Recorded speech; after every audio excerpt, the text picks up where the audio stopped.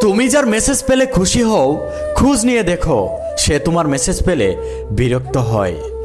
তুমি যার কল পেলে খুশিতে আত্মহারা হয়ে যাও, খোঁজ নিয়ে দেখো সে তোমার কল পেলে বিরক্ত হয়।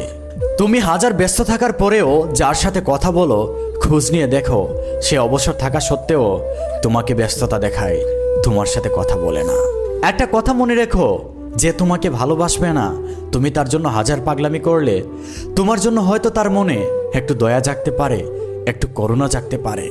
কিন্তু ভালোবাসার মানুষটার কাছ থেকে দয়া আর করুণা পাওয়ার চাইতে ঘৃণা পাওয়াটা হাজার গুণ ভালো। কারণ মানুষ রাস্তার ভিক্ষুককে দয়া আর করুণা করে। একটা কথা মনে রাখবেন, আপনি জোর করে কারো ভালোবাসার মানুষ হতে পারবেন না, জোর করে কারো কাছ থেকে সময় নিতে পারবেন না। এই দুইটি জিনিস মানুষকে সবচাইতে বেশি কষ্ট দেয়।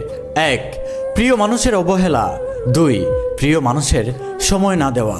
এই দুইটি লক্ষণ যদি আপনার ভালোবাসার মানুষটির মধ্যে দেখেন, তাহলে বুঝে নেবেন সে আর যাই হোক আপনাকে কখনো ভালোবাসে না। যে আপনাকে ভালোবাসবে না তার কাছে আপনার আবেগের মূল্য থাকবে না, পাগলামির মূল্য থাকবে না। সুতরাং তার জন্য পাগলামি করে কোনো লাভ নেই, নিজেকে শক্ত করে ফেলুন।